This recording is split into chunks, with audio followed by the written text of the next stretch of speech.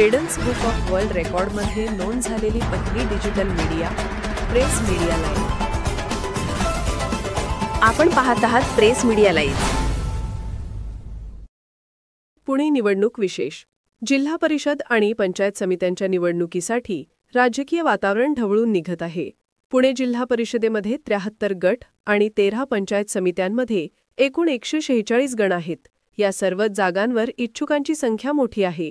ज्या मतदारसंघांमध्ये त्यांचे आरक्षण संपुष्टात आले आहे किंवा त्यांना अनुकूल आरक्षण पडलेले नाही, अशा इच्छुकांनी नाईलाजाने निवडणुकीतून माघार घेतल्याचे दिसून येत आहे।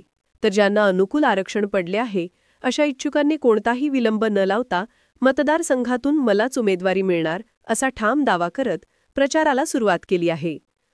मतदारसंघातील व्यक्तींच्या गाठीभेटी, कार्यकर्त्यांशी संवाद आणि छोटेखानी बैठका आयोजित करून मतदारांपर्यंत पोहोचण्याचा प्रयत्न सध्या सुरू आहे।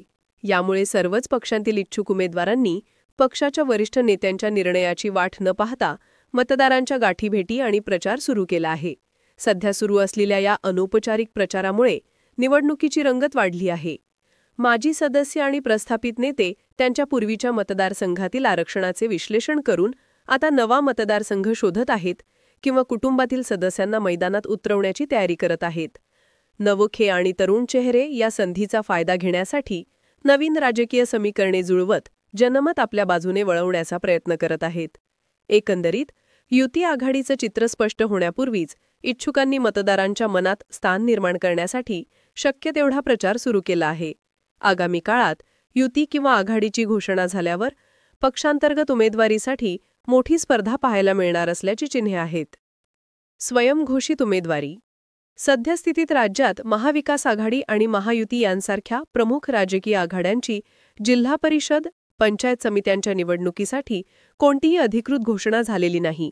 त्यामुळे काँग्रेस, शरदचंद्र पवार राष्ट्रवादी काँग्रेस, उद्धव बाळासाहेब ठाकरे शिवसेना, भाजप, शिवसेना, राष्ट्रवादी काँग्रेस आणि मनसे अशा सर्वच प्रमुख पक्षातील इच्छुक उमेदवारांनी स्वयंघोषित उमेदवारी जाहीर करत आपल्यालाच तिकीट मिळणार असल्याचा दावा केला।